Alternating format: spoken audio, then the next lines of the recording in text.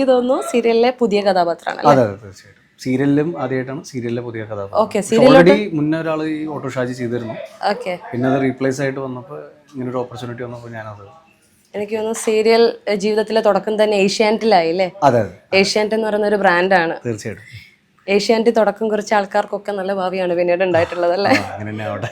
Okay, അപ്പൊ ആദ്യമായിട്ട് ഈ സീരിയലിലോട്ടാണോ വരുന്നത് അതോ മുൻപ് സിനിമയിൽ തന്നെയാണ് വന്നത്. മാധവ് രാംദാസ് എന്ന് പറഞ്ഞ സംവിധായകന്റെ കൂടെ അസിസ്റ്റന്റ് സംവിധായകനായിട്ടാണ് വന്നത്.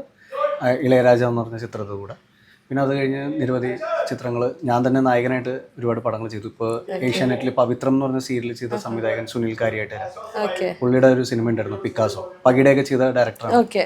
അപ്പോൾ പുള്ളിയുടെ സിനിമയിലെ പിക്കാസോ എന്ന് പറഞ്ഞ ഫിലിമിൽ ടൈറ്റിൽ ക്യാരക്ടർ ചെയ്തായിരുന്നു. പിന്നെ ഞാൻ ഏതം, അഞ്ചിൽ ഒരാൾ തസ്കരൻ അങ്ങനെയുള്ള ചിത്രങ്ങൾ ചെയ്തിട്ടുണ്ട്. ഷാജുൻ കാരിയൽ സാറിൻ്റെ സംവിധാനം ചെയ്ത മൃദുഭാവേതരുടെ കൃത്യം എന്ന ചിത്രം.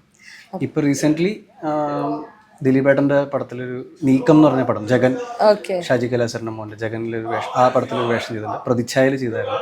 സിനിമകളും പാരലലി ഇങ്ങനെ ചെയ്യുന്നുണ്ട്. ഓക്കെ, അപ്പോൾ ഒരുപാട് എനിക്ക് തോന്നുന്നു ഓൾറെഡി സിനിമയിൽ തൻ്റെ കഴിവ് തെളിയിച്ചൊരു വ്യക്തിയാണല്ലേ? അങ്ങനെ. പിന്നെ എന്തുകൊണ്ടാണ് ഈ സിനിമയിൽ നിന്ന് സീരിയലിലോട്ടൊരു കടന്നു വരവ് എന്തുകൊണ്ടായിരുന്നു? അങ്ങനെയല്ല, ഇപ്പോൾ ഈ സിനിമ എന്ന് പറയുന്നത് എല്ലാവരുടെയും ഒരു കപ്പ് ഓഫ് ടീ അല്ല. അത് കിട്ടാനും അതിൻ്റെ ഒരു നല്ലൊരു ക്യാരക്ടറും നല്ലൊരു സിനിമയുടെ ഭാഗമാവാനും ഭയങ്കര പാടാണ്. അപ്പോൾ നമ്മളൊരു സ്ഥലത്തേക്ക് തന്നെ നോക്കിക്കൊണ്ടിരിക്കുമ്പോൾ നമ്മുടെ ലൈഫും നമ്മുടെ ഏജും നമ്മുടെ എല്ലാം മാറ്റർ ചെയ്യും.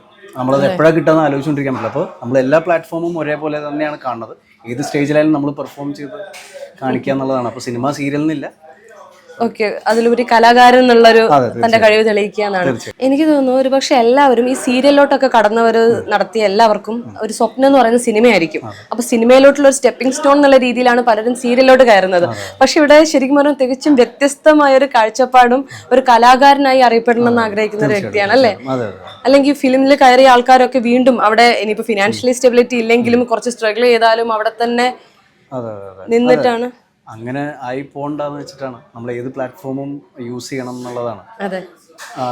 ആർക്കും അറിയില്ല നെക്സ്റ്റ് എന്താണ്.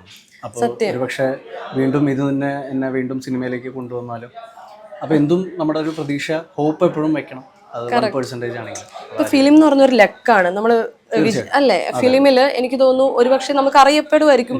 ഒരുപാട് ക്യാരക്ടർ ചെയ്ത ചില ക്യാരക്ടർ റെക്കഗ്നൈസ് ചെയ്തതിന് ശേഷം മാത്രം അറിയപ്പെടുമായിരിക്കും. പിന്നീട് അതിൽ ഓപ്പർച്യൂണിറ്റി ഇല്ലെങ്കിൽ അടുത്തൊരു പടം വരണം, അല്ലെങ്കിൽ നമുക്ക് ഇങ്ങനെ ചെറിയ റോൾസ് ചെയ്തുകൊണ്ടിരിക്കണം. പക്ഷെ സീരിയൽ എന്ന് പറയുമ്പം ഫാമിലി ഓഡിയൻസിന്റെ ഇടയിൽ എല്ലാ ദിവസവും അല്ലേ നമ്മുടെ ഫേസ് കുറച്ചുകൂടി വിസിബിലിറ്റി കിട്ടുന്നതും. അത് സിനിമയാണെങ്കിലും സീരിയലാണെങ്കിലും സിമിലാരിറ്റി എന്താണെന്ന് വെച്ചാൽ സീരിയൽ എപ്പോഴും ആൾക്കാർ കണ്ടുകൊണ്ടിരിക്കുന്ന എവറിഡേ എപ്പിസോഡാണ്.